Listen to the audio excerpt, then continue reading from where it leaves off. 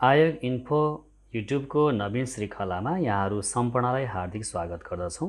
आज हामीले शिक्षक सेवा आयोग तयारीका लागि अति उपयोगी सूचना तथा सञ्चार प्रविधि आइसिटी इन्फर्मेसन कम्युनिकेसन टेक्नोलोजीसँग सम्बन्धित महत्त्वपूर्ण जानकारीहरू लिएर आएका छौँ।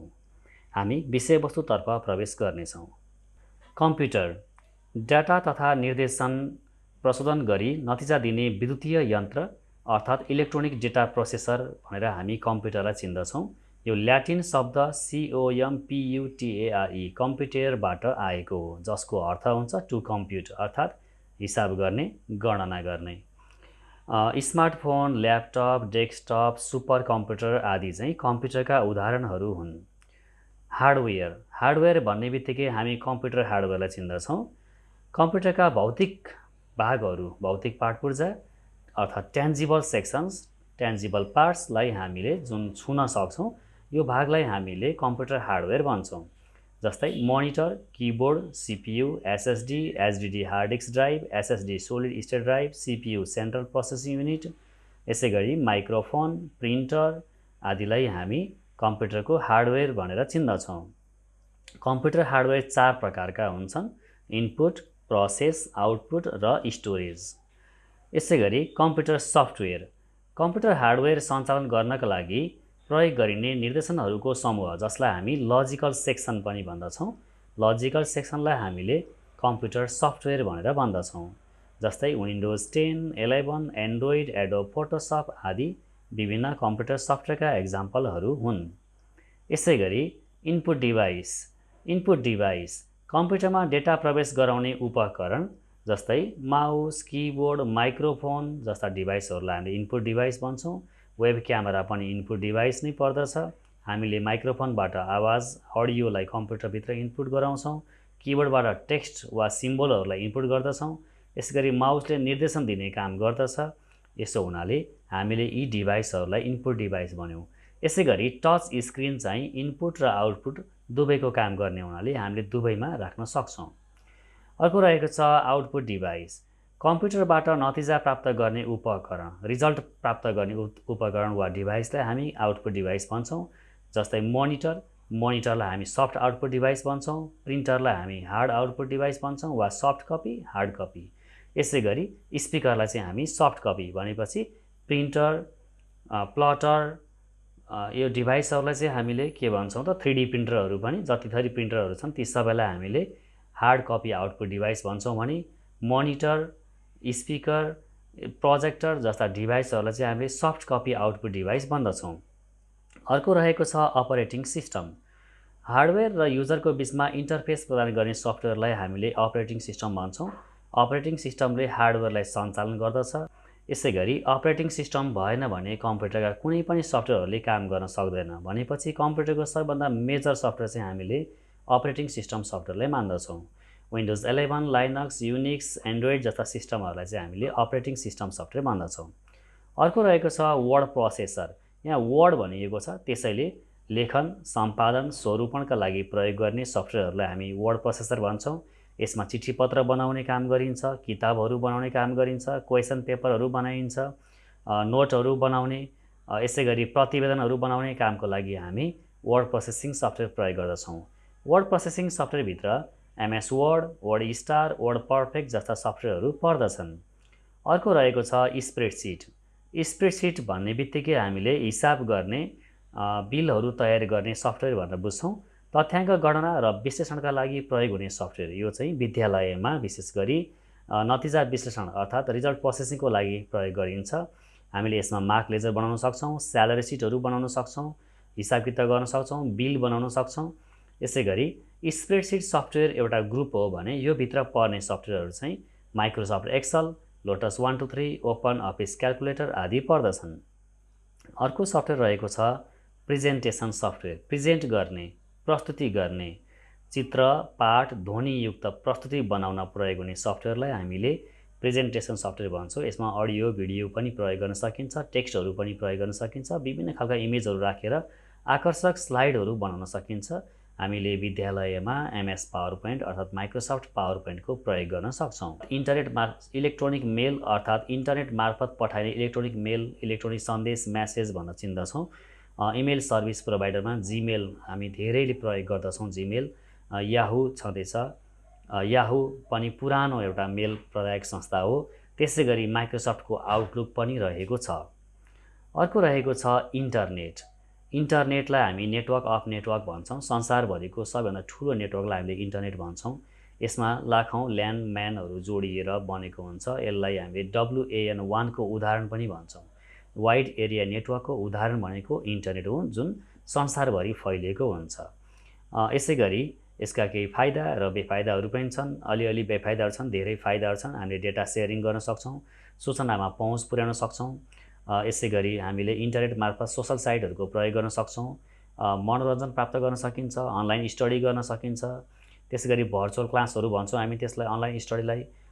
वेबिनार भन्छौँ, वेबमा गरिने मिटिङ वा सेमिनारलाई हामीले वेबिनार भन्छौँ। शिक्षक सेवा आयोगमा सोधिएको प्रश्न पनि हो यो। र नेटवर्क अफ नेटवर्कलाई चाहिँ हामीले इन्टरनेट भन्यौँ। यसका केही बेफाइदाहरू छन्। बेफाइदाहरू यसबाट पाइरेसी हुनसक्छ, चोरी हुनसक्छ, सफ्टवेयरहरू कपी हुनसक्छ। यसै गरी यसमा सुरक्षाको दृष्टिकोणले केही कमजोरीहरू हुन सक्छन्। यसै गरी यसमा चाहिँ यसमार्फत इन्टरनेट मार्फत भाइरसहरू आफ्नो कम्प्युटरबाट अर्कोमा वा अर्को कम्प्युटरबाट आफ्नोमा भाइरसहरू स्प्रेड हुन सक्ने, सर्न सक्ने हुनसक्छ। यसै गरी पोर्नोग्राफी, अश्लील सामग्रीहरूको सेयर गर्ने हुनसक्छ। र इन्टरनेटमा विविध कुराहरू, अझ भनौँ प्राइभेसी, गोप्यताहरू चाहिँ भङ्ग हुनसक्छ। यो चाहिँ यसका केही कमजोरीहरू भए, तथापि इन्टरनेटका थुप्रै फाइदाहरू छन्। अर्को रहेको छ ई-लाइब्रेरी। ई भन्नाले इलेक्ट्रोनिक, इमेलमा जस्तै ई भनेको इलेक्ट्रोनिक लाइब्रेरी, विद्युतीय लाइब्रेरी। डिजिटल रूपमा पुस्तक, लेख र स्रोतहरू उपलब्ध गराउने पुस्तकालय। यो कम्प्युटर मार्फत अध्ययन अध्यापन गराउने काम गरिन्छ। किताबहरू, पिडिएफहरू, अडियो, भिडियो, इमेजहरू सेयर गर्ने काम गरिन्छ। यो चाहिँ मोबाइल डिभाइसको प्रयोगबाट पनि हुनसक्छ। विभिन्न खालका डिजिटल डिभाइसहरूबाट हामीले यसको प्रयोग गर्न सक्छौँ। यसै गरी यहाँ भनेको छ साझा शिक्षा ई-पार्टी, नेपालमा प्रयोग गरिने। यसै गरी प्रोजेक्ट गुटेनबर्ग भनिन्छ अन्तर्राष्ट्रिय स्तरमा। MOE-CDC, नेपालमा पाठ्यक्रम विकास केन्द्र CDC-ले विभिन्न किताबहरू, पिडिएफहरू, भिडियोहरू सेयर गरिदिएको छ। यसलाई पनि हामीले ई-लाइब्रेरीको रूपमा प्रयोग गर्न सक्छौँ। अब ई-लाइब्रेरीको लागि छुट्टै डिजिटल डिभाइसहरू पनि पाइन्छ। नेपालमा त्यसको उपलब्धता कम भए तापनि हामीले अन्य विदेशका वेबसाइटहरूबाट पनि यसलाई प्रयोग गर्न सक्छौँ। Cyber crime. साइबर भन्ने क्षेत्र आइसिटीको सबभन्दा बृहत क्षेत्र हो। साइबर क्राइम भनेको छ अपराधको कुरा छ। यहाँनिर कम्प्युटर वा इन्टरनेट प्रयोगबाट हुने खालका अपराधलाई हामीले चाहिँ साइबर क्राइम भन्दछौँ। पाइरेसी हुन सक्ने, साइबर स्टकिङ हुन सक्ने, यसै गरी यसमा चोरी हुन सक्ने, ह्याकिङ हुन सक्ने कामहरू छ भने भाइरसहरू स्प्रे गर्ने काम पनि साइबर क्राइमभित्र पर्दछ। र प्राइभेसी भङ्गता, गोप्यताको भङ्ग हुने यो खालका विषयवस्तुहरू पनि हामीले साइबर क्राइमभित्र राख्दछौँ। यसै गरी फायरवाल भनिएको छ नेटवर्कलाई अनधिकृत, इलिगल वा अनअथराइज्ड व्यक्तिहरूबाट उनीहरूको पहुँचबाट जोगाउने एउटा सुरक्षा प्रणाली। इन्टरनेट मार्फत हामीले यो काम गर्न सक्छौँ। यसलाई हामीले फायरवाल भन्छौँ। नेटवर्क फायरवाल पनि भन्ने गरिएको छ। कम्प्युटर सेक्युरिटी भनेको छ सुरक्षा गर्ने काम हो। हामीले योभन्दा अगाडि पनि भनिसक्यौँ। कसरी सुरक्षा गर्ने त? कम्प्युटर सफ्टवेयरलाई स्ट्रङ पासवर्ड राख्न सकिन्छ, डेटाहरूलाई स्ट्रङ पासवर्ड राख्न सकिन्छ। एन्टिभाइरसबाट कम्प्युटर सफ्टवेयर तथा डेटाहरू जोगाउन सकिन्छ। फायरवालबाट पनि यो काम गर्न सकिन्छ। बिमा, इन्सुरेन्स गरेर कम्प्युटरका हार्डवेयरहरू जोगाउन सकिन्छ। र कम्प्युटरलाई चाहिँ हाई टेम्परेचरमा प्रयोग नगर्ने, अति तापमा प्रयोग नगर्ने, र कम्प्युटर रुमको तापक्रम चाहिँ म्यानेज गर्न पनि सकिन्छ। यसरी हामीले कम्प्युटरको हार्डवेयर र सफ्टवेयरहरू जोगाउन सक्छौँ। सँगसँगै डेटाहरू पनि जोगाउन सक्छौँ। एन्टिभाइरस हामीले यस अगाडि पनि भनिसकेका छौँ। भाइरस भनेर भाइरस हटाउने सफ्टवेयर, र भाइरस हटाउने मात्रै होइन, कम्प्युटरभित्र भाइरस आउन नदिने सफ्टवेयर पनि एन्टिभाइरस सफ्टवेयर हो। एन्टिभाइरस विशेष गरी पेन ड्राइभ जस्ता पोर्टेबल डिभाइसहरूबाट आउन सक्छ। त्यसै गरी इन्टरनेटबाट पनि आउन सक्छ भनेर हामीले भनिसकेका छौँ। र यो प्रोग्रामहरू हो। भाइरस प्रोग्राम हो भने त्यसलाई डिलिट गर्ने, त्यसलाई हटाउने वा त्यसलाई आउन नदिने, कम्प्युटरमा रोक्ने अर्को प्रोग्रामलाई हामीले एन्टिभाइरस भन्दछौँ। विन्डोज सेक्युरिटी भन्ने विन्डोजको सबै जस्तो विन्डोजमा पाइने एन्टिभाइरसको नाम हो। यसै गरी अर्को क्यास्पर स्काई भन्ने छ, धेरै प्रयोगमा आउने अर्को एन्टिभाइरस हो भने एबिजी लगायत थुप्रै एन्टिभाइरसहरू अहिले छँदैछन्। यसै गरी इन्टरेक्टिभ कन्टेन्ट भनेको छ शिक्षक सेवा आयोगमा महत्त्वपूर्ण सामग्री हो। यो महत्त्वपूर्ण विषयवस्तु हो। इन्टरेक्टिभ कन्टेन्ट विद्यार्थी सहभागितामूलक डिजिटल शिक्षण सामग्री भनेर भन्छौँ हामी यसलाई। इन्टरेक्टिभ कन्टेन्टमा विद्यार्थीहरूले आफूलाई सँगसँगै सहभागी गराउँछन्, रमाइलोसँग सिक्ने काम हुन्छ। डिजिटल डिभाइसहरूको हामीले यसमा प्रयोग गर्छौँ। हामीले आजकल अनलाइन क्विजिज जस्ता एप्लिकेसनहरूको प्रयोग गर्न सक्छौँ। गुगल फर्महरूको पनि प्रयोग गर्न सक्छौँ। यसै गरी पावर पोइन्ट स्लाइडहरूमा पनि हामीले बनाउन सक्छौँ, जहाँबाट विद्यार्थीले आफै सहभागी भएर खेल्दै सिक्दै गर्ने कामहरू गर्न सक्छन्। यसै गरी भिडियो गेमहरूबाट पनि सिक्न सक्छन्। VR अर्थात् भर्चुअल रियालिटी, AR, अगमेन्टेड रियालिटीहरूको पनि प्रयोग गर्न सकिन्छ। त्यसै गरी इन्टरेक्टिभ कन्टेन्ट सँगसँगै अर्को रहेको छ अफिस प्याकेज। सामान्यतया वर्ड, एक्सेल, पावर पोइन्टलाई हामीले अफिस प्याकेजभित्र राख्दछौँ। अफिसियल प्रोग्रामहरूको समूह हो, यो ग्रुप हो। कार्यालयगत कामका लागि उपयोगी सफ्टवेयरहरूको समूह छ। वर्ड प्रोसेसिङ, स्प्रेडसिट, प्रेजेन्टेसन सफ्टवेयरहरू चाहिँ अफिस प्याकेजभित्र पर्दछ। र वर्ड प्रोसेसिङभित्र पर्ने एउटा सफ्टवेयरको नाम MS वर्ड हो भने स्प्रेडसिटभित्र पर्ने अर्को सफ्टवेयरको नाम MS एक्सेल हो। यसै गरी प्रेजेन्टेसन सफ्टवेयरभित्र पर्ने अर्को सफ्टवेयर पावर पोइन्ट हो, जुन शिक्षक सेवा आयोगको लाइसेन्स र अन्य सबै तहका परीक्षाको लागि सिलेबसमा राखिएको छ। MS वर्ड दस्तावेज डकुमेन्टहरू तयार गर्ने, थेसिस बनाउने, प्रपोजल बनाउने, क्वेसन पेपर बनाउने कामको लागि प्रयोग गरिन्छ। यसै गरी MS एक्सेल अघि नै पनि हामीले भनिसक्यौँ, स्प्रेडसिटको प्रयोग, तालिकाहरू बनाउने, टेबल बनाउने, चार्ट बनाउने, यसै गरी गणना गर्ने, हिसाब किताब गर्ने, बिल बनाउने, अघि नै पनि हामीले भन्यौँ स्यालेरी सिट तयार गर्ने र विद्यार्थीहरूको परीक्षाको मूल्याङ्कन गर्ने कामको लागि पनि MS एक्सेल प्रयोग हुन्छ। र स्लाइड मार्फत प्रस्तुति गर्नको लागि हामीले माइक्रोसफ्ट पावर पोइन्ट प्रयोग गर्छौँ। यहाँ यसका विभिन्न एक्जाम्पलहरू दिइएको छ। यसै गरी ICT इन टिचिङ लर्निङमा शिक्षण सिकाइमा ICT कम्प्युटर प्रणालीको प्रयोग, इन्फर्मेसन कम्युनिकेसन टेक्नोलोजीको प्रयोग भन्ने छ। यसको प्रयोग गर्दा के फाइदा हुन्छ भन्ने कुरा हामीले जान्नुपर्ने हुन्छ। जहिले पनि नयाँ प्रविधि भन्ने बित्तिकै सुरुवातमा खर्च चाहिँ बढी लाग्छ, यसको एउटा बेफाइदा हुनसक्छ। अब यो प्रयोग गर्नको लागि दक्ष जनशक्ति आवश्यकता पर्छ। अर्को एउटा बेफाइदा हुनसक्छ, कमजोरी हुनसक्छ, तर यसका अत्यधिक फाइदाहरू छन्। ICTको प्रयोग गरी शिक्षण सिकाइ प्रभावकारी बनाउन सकिन्छ। एकपटक बनाइसकेका यस्ता कन्टेन्टहरू, डिजिटल कन्टेन्टहरू पटक पटक प्रयोग गर्न सकिन्छ। त्यसलाई सेयर गर्ने अर्थात् बाँडफाँड गर्न सकिन्छ। लामो समयसम्म स्टोर गर्न सकिन्छ। यी चाहिँ विभिन्न खालका फाइदाहरू भए। यसै गरी कक्षामा अब्सेन्ट भयो भने पनि विद्यार्थीहरूको लागि हामीले यस्ता सामग्रीहरू पठाइदिन सक्छौँ, जसले गर्दा उनीहरूले त्यसबाट फाइदा सिकाइ प्रणालीमा अझ बढी प्रभावकारी हुन सक्छ, फाइदा लिन सक्छन्। अडियो भिजुअल कन्टेन्टहरू छन्, इन्टरेक्टिभ कन्टेन्टहरू छन्। ई-लाइब्रेरीका कन्टेन्टहरू ICTका टिचिङ लर्निङ मटेरियलहरू हुन सक्छन्।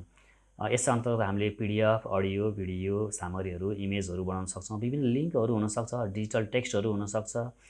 त्यसै गरी ICT इन एजुकेसन भनेको छ, हामीले अघि माथि गरेकै कुराहरू छ। यहाँ के काममा प्रयोग गरिन्छ त भने शिक्षण सिकाइका क्रममा विभिन्न विषयवस्तुहरू अध्यापन गर्ने क्रममा हामीले यसलाई अडियोबाट, भिडियोबाट वा इन्टरेक्टिभ लर्निङबाट, ई-लाइब्रेरीको माध्यमबाट, अनलाइनको माध्यमबाट हामीले यस्ता कन्टेन्टहरू बनाउने, सेयर गर्ने कामहरू गर्न सक्छौँ।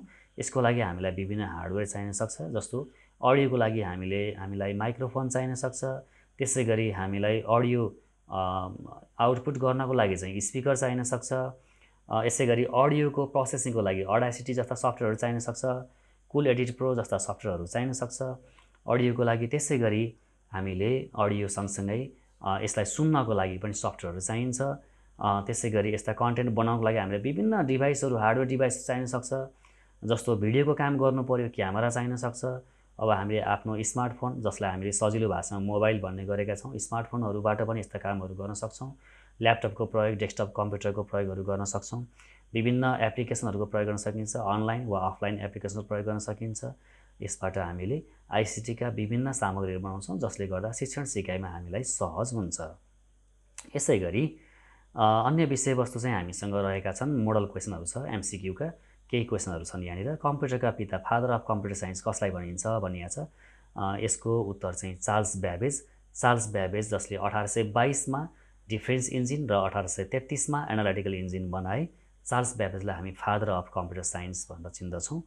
यहाँलाई एलन ट्युरिङको बारेमा पक्कै थाहा छ, बिल गेट्सको बारेमा थाहा छ, स्टिभ जब्स उहाँको निधन भइसकेको छ, उहाँको बारेमा तपाईँलाई पक्कै थाहा छ। उहाँ चाहिँ एप्पल कम्पनीको सह संस्थापक हुनुहुन्थ्यो। यसै गरी हार्डवेयर र सफ्टवेयर बिचको सम्बन्ध भनिएको छ। हार्डवेयर देखिन्छ, सफ्टवेयर देखिँदैन। यहाँ दुवै दृश्य हुन्छन् भनेको चाहिँ रङ हो। हार्डवेयरले सफ्टवेयर बनाउँछ भनेको छ, बनाउने त पक्कै होइन। हार्डवेयर बिना सफ्टवेयर चल्दैन भनेको छ, अर्को सफ्टवेयरले हार्डवेयर बनाउँदैन भनेको छ। हार्डवेयर बिना सफ्टवेयर चल्दैन भन्ने कुरा सही हो, किनभने हार्डवेयरमै सफ्टवेयर इन्स्टल हुनुपर्छ, स्टोर हुनुपर्छ र सफ्टवेयर बिना पनि हार्डवेयर चल्दैन, हार्डवेयर बिना पनि सफ्टवेयर चल्दैन।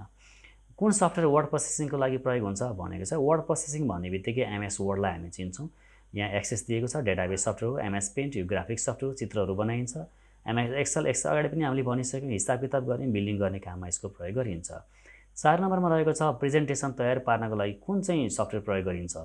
प्रेजेन्टेसन एउटा एक्सेल भनेको छ, अर्को एमएस एक्सेस भनेको छ, अर्को नोटप्याड भनेको छ र अर्को छ एमएस पावर पोइन्ट। पावर पोइन्टको प्रयोग चाहिँ प्रेजेन्टेसन स्लाइडहरू बनाउनको लागि प्रयोग गरिन्छ। हामीलाई यसबाट एउटा क्वेसन सोधेको थियो शिक्षक सेवा आयोगमा, F5 भन्ने की सोधेको थियो। पावर पोइन्टको स्लाइडलाई प्रेजेन्ट गर्नु पर्यो भने वा स्लाइड सो गर्नु पर्यो भने हामीले F5 की प्रयोग गर्छौँ। F5 किबोर्डमा 12वटा फङ्सन की हुन्छ, F1 F2 F3 हुँदै F12 सम्म, त्यो मध्ये हामीले F5 प्रयोग गर्छौँ। यसै गरी अर्को एउटा हामीलाई सोधेको थियो नोटप्याडको एक्सटेन्सन के हुन्छ भनेको थियो। एक्सटेन्सन भन्नाले पछिल्लो नाम हो फाइलको, .txt हुन्छ। यसै गरी माइक्रोसफ्ट एक्सेलको .xlsx हुन्छ। पावर पोइन्टको लेटेस्टमा चाहिँ आउँदा एक्स थपिन्छ, पावर पोइन्टको चाहिँ पिपिटी अनि एक्स थपिन्छ, .pptx हुन्छ। एमएस एक्सेसको हामी डेटाबेस भन्छौँ, डिबी वा एमडिबी हुन्छ। यसै गरी 5 नम्बरमा रहेको छ स्प्रेडसिट सफ्टवेयर कुन हो भनिएको छ, हामीले यस अगाडि पनि भनिसकेका छौँ, यो चाहिँ एमएस एक्सेल। इमेलको पुरा रूप इलेक्ट्रोनिक मेल अन्त हेर्नै परेन। कम्प्युटरको इनपुट उपकरण कुन चाहिँ हो भनिएको छ। इनपुट उपकरण मोनिटर, प्रिन्टर, किबोर्ड, स्पिकर। पक्कै किबोर्ड हो, यसले टेक्स्ट अक्षरहरू वा सिम्बोलहरूलाई प्रयोग गर्दछ, इन्ट्री गर्दछ कम्प्युटरभित्र। साइबर क्राइम भन्नाले के बुझिन्छ भनिएको छ। कम्प्युटरको विकास पक्कै होइन, क्राइम भनेको कम्प्युटरको अपराध नै हो। हामीले योभन्दा अगाडि पनि कम्प्युटरबाट के अपराध हुन्छन् भनेर भनेका छौँ। विद्यालयमा आइसिटीको प्रयोगको मुख्य उद्देश्य मनोरञ्जन चाहिँ होइन, मनोरञ्जन मार्फत सिकाइ चाहिँ हुनसक्छ, समय खर्च गर्ने त कुरै होइन। सिकाइलाई सरल र प्रभावकारी बनाउने हो। सिकाइलाई सरल र प्रभावकारी बनाउनको लागि हामीले विभिन्न खालका प्रयोग गर्न सक्छौँ। खेल खेलाउने, मनोरञ्जन प्राप्त गर्न सक्ने विभिन्न खालका माध्यमहरूको हामीले प्रयोग चाहिँ गराउन सक्छौँ। एन्टिभाइरस सफ्टवेयरको काम के हो भनिएको छ। एन्टिभाइरस कम्प्युटरको गति बढाउने, भाइरस पत्ता लगाउने र हटाउने, इन्टरनेटको गति बढाउने, मेमोरी बढाउने। मुख्य यसको काम चाहिँ भाइरस पत्ता लगाउने र हटाउने नै हो। यसको उदाहरणहरू पनि हामीले यस अगाडि नै भनिसकेका छौँ। Which device is also known as USB device भनेको छ। USB universal serial bus. Normally हामीले युएसबी स्टिक पनि भन्छौँ पेन ड्राइभलाई चाहिँ, त्यसो भएर हामीले पेन ड्राइभलाई नै युएसबी डिभाइस भनेर भन्छौँ, युनिभर्सल सिरियल बस। धेरै वर्ष अगाडि यो लोकसेवा आयोगले सोध्ने सङ्घीय खर्दारको लागि चाहिँ क्वेसन पनि सोधिएको छ। USB device, pen drive, CD, DVD, यो सबै यहाँ दिएको सेकेन्डरी स्टोरेज डिभाइस हुन्। प्राइमरी र सेकेन्डरीको दुई थरीका स्टोरेज डिभाइसहरू हुन्छन्। प्राइमरीमा ऱ्याम र रोम पर्छ भने बाँकी सबै सेकेन्डरीमा पर्दछन्। सिडी डिभिडीको पुरा रूप चाहिँ compact disc digital versatile disc हो। यसै गरी हार्ड डिस्क छ अर्को। अब हार्ड डिस्कलाई रिप्लेस गर्ने आजकल एसएसडी आएको छ, सोलिड स्टेट ड्राइभ। यसै गरी अर्को मेमोरी कार्ड। मेमोरी कार्ड यो पेन ड्राइभलाई चाहिँ हामीले फ्ल्यास मेमोरी भन्छौँ। यसै गरी अप्टिकल डिस्क भन्छौँ, सिडी डिभिडीलाई चाहिँ अप्टिकल डिस्क भन्छौँ र हार्ड डिस्क त म्याग्नेटिक डिस्क भइहाल्यो। अर्को छ एसिन्क्रोनस विधि भनेको छ। सिन्क्रोनस र एसिन्क्रोनस दुईवटा विधि छ। हामीलाई सिलेबसमा पनि राखिदिएको हुनाले यसलाई हामीले पढ्नुपर्ने हुन्छ। जुम मिटिङ सञ्चालन भनेको छ। जुम मिटिङ सञ्चालन चाहिँ यो अनलाइनमा हुने, लाइभ हुने भएर हामीले यसलाई सिन्क्रोनसभित्र राख्छौँ। तपाईँहरूले के बुझ्नु होला यसको लागि भने लाइभ भनेको सबै सिन्क्रोनस हो र बाँकी अफलाइनमा पढ्न सकिने चाहिँ एसिन्क्रोनस भयो। गुगल मिटिङ र यो चाहिँ जुम मिटिङ दुवै सिन्क्रोनस हुन्, लाइभ हुन्। फेसबुक लाइभ हुनसक्छ, युट्युब लाइभ हुनसक्छ, तिनीहरूलाई हामी सिन्क्रोनस भन्छौँ भने एसिन्क्रोनस भनेको चाहिँ चाहेको बेलामा अध्ययन अध्यापन गर्न सकिने। तपाईँले अडियो, भिडियो, फोटो, डिजिटल कन्टेन्टलाई डाउनलोड गरेर राख्न सक्नुहुन्छ। इमेलमा आएका कन्टेन्टहरू चाहिँ यसको एक्जाम्पल दिनु पऱ्यो भने एसिन्क्रोनसको इमेलमा आएका कन्टेन्टहरू जुन हामीले जतिखेर पनि हेर्न सक्छौँ आफ्नो फुर्सदमा, त्यो चाहिँ एसिन्क्रोनस विधि भयो। यसै गरी 13 नम्बरमा छ स्कुल म्यानेजमेन्ट सिस्टम सफ्टवेयर मार्फत तलका मध्ये कुन कार्य सम्पादन गरिन्छ भनिएको छ। अब स्कुल म्यानेजमेन्ट सिस्टम भन्ने बित्तिकै विद्यालयमा आइपर्ने विभिन्न कामहरू हुनसक्छ। प्यारेन्ट पोर्टल पक्कै हो, अभिभावकको रेकर्ड राख्ने, अभिभावकलाई एसएमएस गर्ने, जानकारी गराउने, यो हुनसक्छ। यसै गरी अभिभावक र विद्यार्थी शिक्षक बिचका विभिन्न जानकारीहरू हामीले यहाँ सेयर गर्न सक्छौँ। अटेन्डेन्स हुनसक्छ, होमवर्क हुनसक्छ र प्यारेन्टको लागि चाहिँ मिटिङको लागि पनि हामीले जानकारी गराउन सक्छौँ। यसै गरी अर्को छ ट्रान्सपोर्ट म्यानेजमेन्ट भन्छ, यातायात व्यवस्थापन पक्कै पनि हो। यसमा फीको व्यवस्थापन पनि हुनसक्छ, फी व्यवस्थापन गर्ने विषयवस्तुहरू पनि यहाँ छ। एक्जाम म्यानेजमेन्ट गर्ने, हामीले क्वेसन पेपर चाहिँ अरू प्रोग्राम प्रयोग गरेर बनाउँछौँ भने यसबाट रिजल्ट बनाउन सकिन्छ, रिजल्ट प्रोसेसिङ काम गर्न सकिन्छ। मार्क लेजर बनाउने वा मार्कसिट बनाउने कामहरू पनि हामीले यहाँबाट गर्न सक्छौँ। भनेपछि यहाँ दिएको मध्ये सबै अप्सन चाहिँ स्कुल म्यानेजमेन्ट सिस्टम सफ्टवेयरको काम हो। अर्को छ तलका मध्ये कुन चाहिँ इमेल एड्रेस सही फर्मेट, इमेल एड्रेसको सही फर्मेट हो भनिएको छ। यहाँ छ name@website@info। यस्तो क्वेसन शिक्षक सेवा आयोगमा सोधिसकेको क्वेसन हो। name@website.info एकदमै यही नै हो, name@website.info। अब यहाँहरूलाई जीमेलमा वा आउटलुकमा विभिन्न खालको सोधियो भने जस्तो त्यसमा हुनसक्छ sampras@ अनि हामीले जीमेल भन्छौँ, gmail.com गर्न सक्छौँ। info विभिन्न कम्पनीहरू, विभिन्न खालका वेबसाइटहरूको हामीले प्रयोग मार्फत info वाला इमेल पनि बनाउन सक्छौँ।